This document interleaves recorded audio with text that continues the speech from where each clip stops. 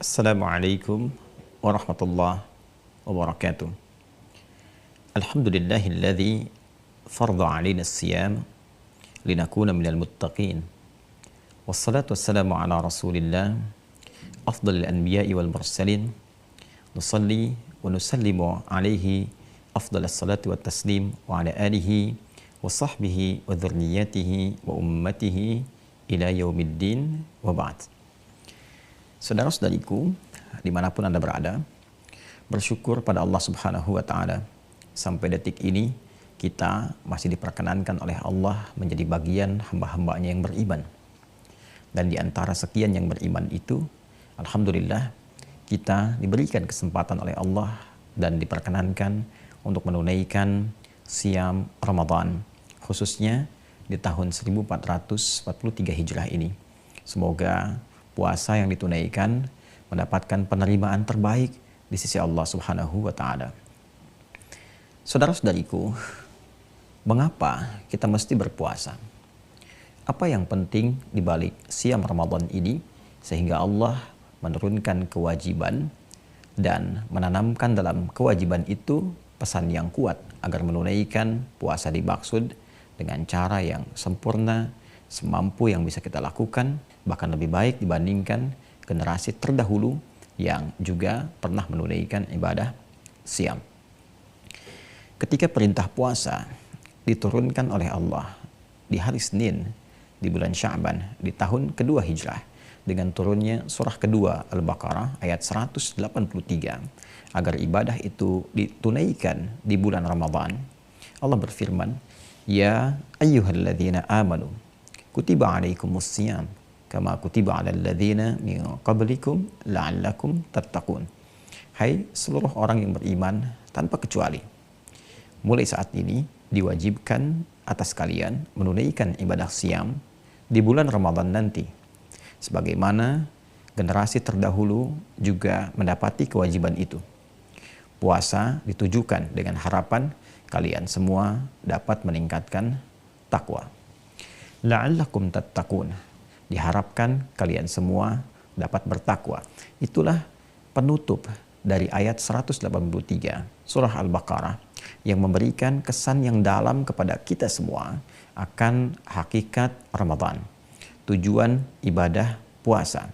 Jika ada yang bertanya, kenapa harus puasa? Apa pentingnya Ramadan? Maka Al-Quran menjawab, dengan menunaikan puasa Ramadan itu, kalian memiliki peluang untuk meningkatkan takwa. Pertanyaan selanjutnya, apa itu takwa? Apa pentingnya takwa? Apa pengaruh takwa dalam kehidupan? Sehingga saking pentingnya takwa ini harus dilatih dalam ibadah Ramadan. Dan hadirnya Ramadan didesain untuk melatih pribadi kita agar menjadi insan yang bertakwa. Hadirin, takwa secara singkat adalah akumulasi dari karakter moral, kumpulan-kumpulan sifat baik yang hadir dalam jiwa setiap manusia, dan dari pancaran karakter moral inilah kemudian akan mengeluarkan sifat-sifat yang dieksekusi oleh bagian tubuh kita menjadi sikap yang mulia dari ujung kepala sampai dengan ujung kaki. Jadi mata kita akan melihat yang mulia bergantung kepada bagaimana kondisi jiwa kita memberikan instruksi kepada mata untuk menatap. Lisan kita bisa bertutur yang mulia, itu bergantung pada keadaan jiwa kita yang memberikan petunjuk kepada lisan untuk bertutur. Demikian telinga saat mendengar sampai ke ujung kaki saat melangkah. Pusat instruksi, pusat yang memberikan sinyal, pusat yang memberikan perintah kepada bagian tubuh kita untuk bersikap, bertindak, berperilaku yang baik, itu yang disebut dengan takwa. Karakter moral yang memberikan instruksi kepada bagian tubuh untuk melahirkan karakter kinerja. Ini yang dimaksud di Quran surah ke-91 Asy-Syams di ayat 7 sampai dengan 10 itu. Wa nafsin wa ma sawwaha fa'alhamaha fujuraha wa taqwaha. Qad aflaha man zakkaha wa qad khaba man dassaha.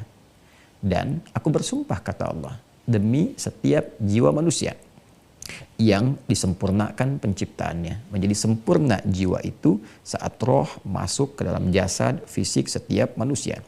Ditiupkan sejak usia 4 bulan dalam kandungan itu. Berkembang sampai dilahirkan. Dididik, dirawat, dan mendapatkan pengaruh dari lingkungan. Jiwa kita di dalamnya berisi karakter moral. Di antaranya yang disebut dengan taqwa. Fa'alhamaha fujuraha wa taqwaha. Takwa itu puncak akumulasi sifat baiknya, fujur adalah katalisnya. Di dalam takwa terkumpul semua sifat-sifat baik yang disebut khair itu. Kejujuran ada dalam jiwa takwa.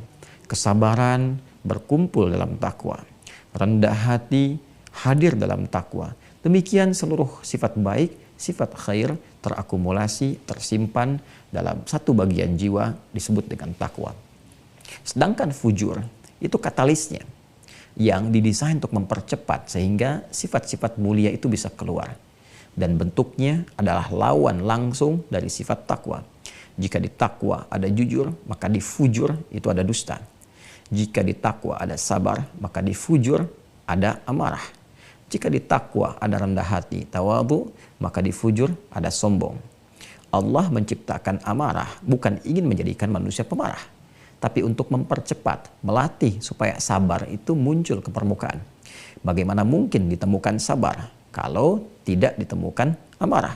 Seperti tidak ditemukan bersih kecuali ada kotoran. Qad aflaha man zakkaha. Sungguh kecenderungan hidup manusia akan dekat pada kebahagiaan, ketenangan, ketentraman, kesuksesan ketika mampu menyucikan keadaan jiwanya itu sehingga yang keluar itu selalu sifat baiknya. Takwanya mencuci, bukankah menghilangkan kotorannya sehingga tampil bersihnya? Jadi kotoran itu desainnya hadir untuk menghadirkan bersih. Karena tidak mungkin mencuci itu dilakukan, bersih itu muncul kalau nggak tampak kotoran sebelumnya. Karena itu diciptakan kotoran bukan ingin membuat satu benda menjadi kotor, bukan. Tapi sesungguhnya menjadi tanda agar kebersihan itu bisa lahir. Fujur, sifat-sifat kontrasnya, sifat-sifat yang terlihat nampak seperti negatifnya, tercipta bukan untuk menjadikan manusia memiliki sifat negatif, berperilaku yang negatif. Tidak, tapi lebih kepada untuk menjadi katalis takwa supaya ia muncul ke permukaan. Karena itu berbahagialah siapa yang bisa melihat hal-hal yang terlihat seperti buruk di hadapannya negatif dengan cara pandang melatih yang baiknya supaya muncul. Jika melihat yang sedih, cari lawannya untuk menggembirakan. Jika ada yang cemberut, cari lawannya untuk memberikan senyuman. Jika ada terlihat nampak perbuatan dusta, itu sinyal bagi kita untuk menampakkan kejujuran. Demikian selanjutnya.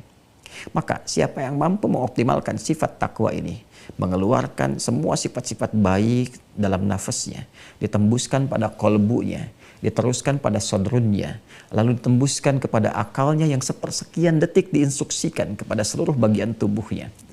Dari jiwa yang baik itu ditembuskan ke mata, maka mata akan memandang yang baik-baik saja. Ketika yang dipandang tidak baik, mata segera berpaling atas instruksi dari jiwa takwanya.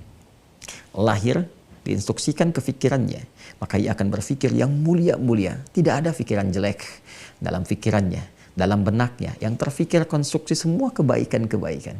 Karena itu yang dilahirkan adalah ide-ide kreatif, solusi-solusi dalam kebaikan, hal-hal yang bermaslahat, hal yang menghadirkan harmoni. Demikian turun ke lisannya sampai dengan ujung kakinya.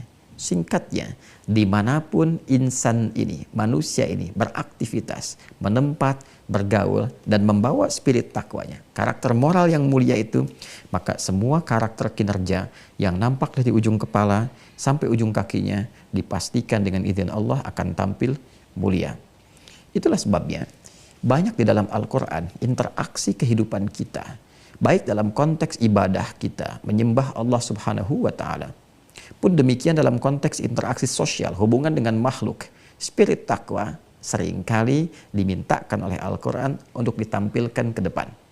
Quran surah ke-49, Al-Hujurat misalnya. Bagaimana kita diberikan arahan oleh Al-Quran untuk menampilkan spirit takwa dalam berkehidupan sosial. Ya ayyuhan nasu, hei semua manusia. Inna khalaqnakum min dzakarin wa untha. Dengan keagunganku kata Allah, kami ciptakan kalian, ada yang laki-laki, ada yang perempuan. Manusia ada lelaki, ada perempuan. Wa ja'alnakum syu'uban wa qabaila lita'arafu. Dan kami jadikan pola hidup kalian itu bersosial, tersusun dari komunitas-komunitas. Qabail, ada suku-suku. Syu'ubah, ada komunitas dari RT, RW, desa, kelurahan, kecamatan, kabupaten, provinsi, negara, sampai beda benua. Semua itu didesain oleh Allah lita'arafu, supaya kalian membangun harmoni, saling mengenal. Bukan untuk saling menyingkirkan, menyungkurkan, berpecah, saling mencela, saling mendominasi. Tidak, untuk membangun harmoni, bersinergi, saling membangun maslahat. Dan itu hanya bisa dicapai dengan niat-niat mulia, tindakan-tindakan yang baik. Dan dari semua yang mulia itu kata Allah, inna akramakum indallahi atqakum. Sungguh yang terbaik, yang paling mulia di antara kalian yang berinteraksi sosial itu adalah orang yang paling takwa. Orang yang paling mampu menampilkan karakter terbaik dalam moralnya. Jadi ternyata takwa ini punya peran penting dalam kehidupan. Dibawa ke rumah tangga, suami bertakwa, sifatnya akan baik, akan lembut, akan perhatian, mengayomi, melindungi keluarganya. Ibu yang bertakwa akan hadir kasih sayang, kelembutan, kenikmatan, interaksi berumah tangga yang sangat indah. Demikian anak yang bertakwa akan lahir bakti yang paripurna, sayang yang luar biasa, meningkatkan kehangatan di rumah tangga. Pekerja yang bertakwa, direktur yang bertakwa, pimpinan yang bertakwa, presiden bertakwa, panglima bertakwa, rakyat bertakwa. Jika semua mampu menampilkan kebaikan dalam hidupnya, maka baik-baik itu, semua sifat itu akan melahirkan harmoni dalam kehidupan yang kompleks, yang beragam, baik secara individual ataupun secara sosial dan secara komunal. Itulah sebabnya inti dari seluruh ibadah Ramadan, siang dan malamnya, dilatih kita meningkatkan sholat, dilatih kita mengendalikan nafsu kita, dilatih untuk menempatkan kadar kebutuhan sesuai dengan apa yang dibutuhkan. Makan tertata, minum tertata, aktivitas tertata, ibadah tertata. Pada puncaknya, semua tatanan itu ditujukan untuk melatih jiwa takwa kita supaya dapat muncul ke permukaan. Bukankah dalam Ramadan kita dilatih banyak meningkatkan kebaikan, mencegah banyak hal-hal yang tidak baik, yang tidak layak untuk ditampilkan, dari ujung kepala sampai ujung kaki. Pikiran yang buruk ditahan, kata-kata yang kotor dijauhkan, pendengaran yang tak layak untuk disimak kita tepikan sampai ke ujung kaki. Sebaliknya, semua yang baik, yang ditatap, didengar, dikatakan, dilangkahkan, digerakkan, semua dioptimalkan untuk dilakukan. Karena itulah puncak takwa akan melahirkan satu perisai terbaik yang mencegah dari keburukan, disebut dengan junnah, dan saat yang bersamaan mengoptimalkan karakter kebaikan yang mendekatkan kita kepada jannah. Hadis Nabi sallallahu alaihi wasallam, as-siyamu junnatun. Orang yang puasa dengan benar, maka puasa yang ditunaikan dengan benar itu potensial menghadirkan perisai untuk mencegah pelakunya dari berbagai perbuatan-perbuatan yang negatif. Saat yang bersamaan mendorong, memotivasi, mensupport pelakunya untuk mendekatkan diri pada berbagai kegiatan yang positif.